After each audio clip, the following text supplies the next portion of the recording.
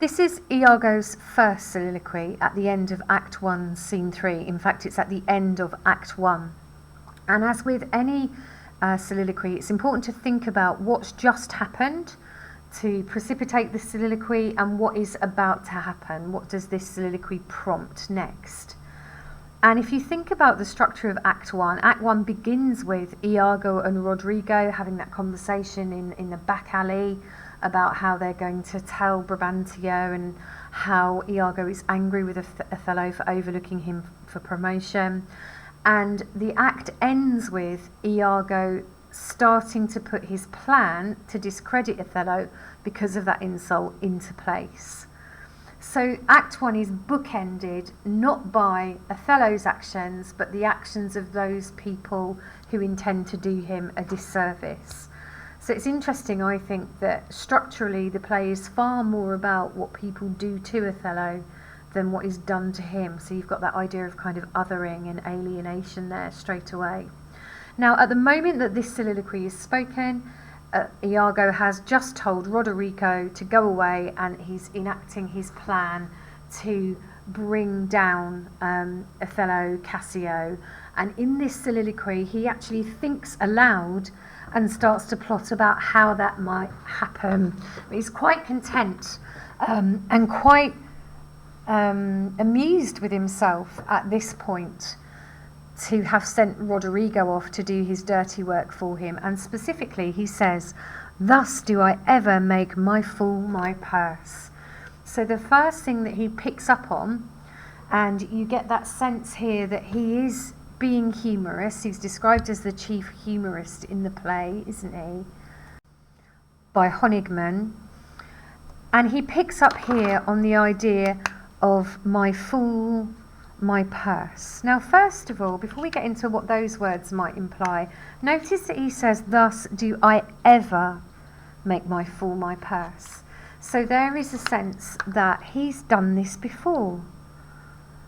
He's a kind of master manipulator. Has he done this kind of plotting before? Is he talking about Rodrigo? It seems to me that he has done this systematically. And he talks about how he makes his fool his purse. Now, the idea of a fool here, obviously he's still got that modern meaning of someone who doesn't have any sense, but a fool is someone who's kind of determined to amuse you. They're there to make you laugh, as well as being without any common sense. So the idea is that he is the play's chief humorist, and he's using Roderigo. I'm going to spell it the way that Honigman spells it, because he uses the American spelling of humorist. So the idea that Roderigo is there to amuse Iago, rather like a kind of court jester. So there's so many insults just in that small word, and he makes him his purse. He is manipulating Roderigo in order to get money from him. And this is Iago's first soliloquy, so it's the first time that we're hearing his inner thoughts. And it's interesting to me that that line is end-stopped, so this word is emphasised in the rhythm, and he is obsessed with money, and we'll see that later in the soliloquy. I think money is a real concern for Iago, something that's really worrying him and something that he's really envious of. Now, if we're speaking about the structure of the line, notice that at the beginning of the soliloquy, in fact most of the way through, it's written in iambic pentameter. So we've got 5 pairs of iambic feet in each line. "Thus do I ever make my fool my purse," and the second syllable is stressed. So every second syllable, like the word purse, the word fool, and the word ever, stresses his intention. And the iambic pentameter at this point suggests that he's really in control. He's controlling what's happening. He's controlling how he tells us about it. Now remember, he's not really supposed to have an awareness of audience, but Iago is rather unique in the fact that sometimes I feel that he does. And then he goes on to tell us a bit more about this action. "For I mine own gain knowledge should profane, if I would time expend with such a snipe, but for my sport and profit." So we've got this really long sentence here with some enjambment. And again, although it's still in iambic pentameter, there is a sense here that he's warming up to his topic. He's really excited. I think the enjambment shows that he is excited. And you could link that again to Honigman, couldn't you? Not just that he's the play's chief humorist, but he has this godlike sense of power.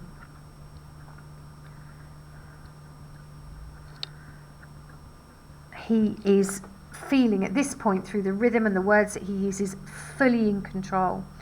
And further evidence of that, I feel, is that he talks about the only reason that he's going to spend time with such a snipe, by which he means Rodrigo. Now, a snipe is a shortened version of a word that's used to express a kind of beggar child.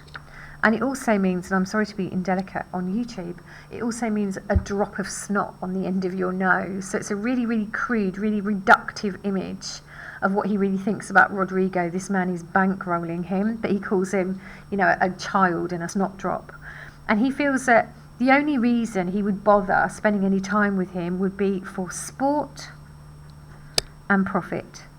So again, we get a really nice insight here into Iago's main motivations. He's in it just for the humour, for the fun, and he's also in it for money. And then we've got here, after this long enjambed line, we've got a caesura. And it's like his mind has suddenly flitted onto another topic. And again, this to me gives a sense that he's almost aware of the audience, because it feels to me like a barrister saying, why have I done this? Why have I stolen Rodrigo's money and sent him off on this mission? When he's a complete waste of time, it's just for fun, it's just for money. And then you get, I hate them more. And we're still in that iambic rhythm, but notice these second syllables here, hate and more. So the caesura there really emphasises the bitterness with which he is talking about Othello. Notice that he doesn't use his name, he just refers to him as the Moor. And then he goes on to say, and it is thought abroad that twixt my sheets he's done my office. I know if not, if it be true, but I for mere suspicion in that kind will do as if for surety. Now please ignore this gap here, that's just how it came out on the printer for me. Now before I talk about it is thought abroad, notice the harsh T sounds here. So I'll use this little gap up.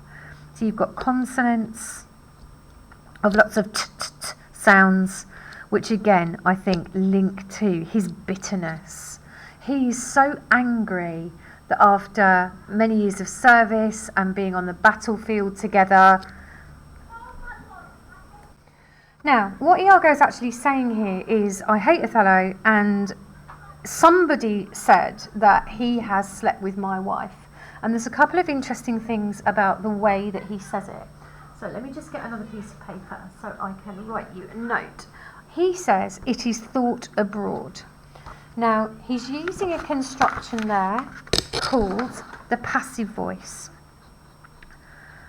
Now, in English, we have two voices when we speak or write. Most of the time, what we say is in the active voice. So that is when the subject of the sentence, let's say in this case it's the girl. The sentence is about the girl. The girl kicked the ball. Now, the subject of the sentence, the person or thing whom the sentence is about, is doing the action in the verb there. And most sentences in English are like that. But occasionally you get sentences in what's called the passive voice. So you might get something like this. Germany was bombed in the war. Now, Germany is the subject of the sentence. The sentence is about Germany. But Germany is not doing the bombing. The subject of the sentence is not doing the action in the verb. We don't know who is. And that's the point. We write sentences like this when we want to avoid allocating blame, or whether we want to just be really ambiguous about it. And when we look here at what Iago says, he is using the passive voice. Somebody said, someone that I'm not sure said that he has done my office. Now he's talking about some unnamed person sleeping with his wife, Emilia. done my office is a really strange expression though, isn't it? It's the sense that office is your work that you do, your duty. So he doesn't feel passionate about sleeping with his wife. He simply sees it as a duty. And then we get all those harsh sounds, and we also get some sibilance here when he talks about how, even if I just suspect that will do, I'm going to assume that Othello is guilty. He holds me well. Now we've got another caesura here. And again, this is what I mean about in soliloquies, you can hear him thinking aloud. That combination of enjambment and caesura is allowing us insight into how his mind's working. Othello, so he's gone now into pronouns rather than naming him or even calling him the Moor. He thinks I'm a good person. And then we've got an end stop. The better shall my purpose work on him. So it's like he's kind of ticked something off. Right, Othello thinks I'm a good man. That's good. I like that. That means that he will trust me, and I will be able to fool him. Then he moves on. Cassio's a proper man. Now, this has got multiple meanings. He may mean that Cassio is someone I could more easily work on. There's a sense there by proper man, there's a verbal irony there that he's saying, in fact, Cassio isn't manly, that he's effeminate in some way. And that links to the context of the play. We know that Cassio is from Florence, and people from Florence were seen as much more kind of frivolous and artistic and creative rather than Venice, which was the centre of logic and reason.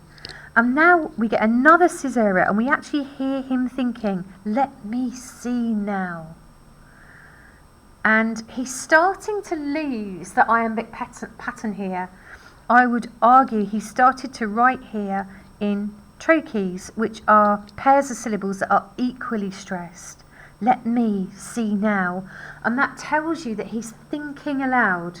He's not quite as in control as he was at the beginning of the speech. To get his place and to plume up my will in double knavery. How? So really unusually, again, more trochees. We've got questions. He's thinking aloud. He's thinking about how is he going to draw this plan together. How is he going to use Cassio to get to Othello? Let's see. Now, some commentators have argued that the let us see there is evidence that he's actually trying to get the audience directly involved to empathise with him. Double knavery. Now, a knave is someone who would be a young boy, usually, who would be an assistant to a knight. And the word knave is synonymous with kind of naughty behaviour, cheeky, and sometimes immoral, but not really evil. So he is devaluing the evil of what he's about to do, I would argue, by using that word knave. And after some time, to abuse Othello's ear that he's too familiar with his wife. So this is almost what we'd now call a Freudian slip. The word abuse Othello's ear there suggests that he knows on another level, it's not just knavery, that this is really, really damaging, what he's about to say to Othello. And do you remember from Macbeth how the idea of ears was really synonymous with witchcraft, the idea that witches could pour spells or enchantments or even little creatures into your ear that would bewitch you. And he's intending to use Othello's ear to convince him that he is too familiar with his wife. Now you're going to get confused there, because you've got he is too familiar with his wife, and that's deliberate. Those pronouns, he and his, are deliberately ambiguous. If you think about it, it actually means that Cassio is too familiar with Othello's wife, but it's quite hard to unpick. The ambiguous pronouns suggest, I would argue, that he sees Othello and Cassio and everybody else that he wants revenge on as all the same. They're not real people to Othello. They're just people that he wants to mess with to get his own way. I'm going to stop this video now, and I'll finish off this soliloquy in a shorter second one.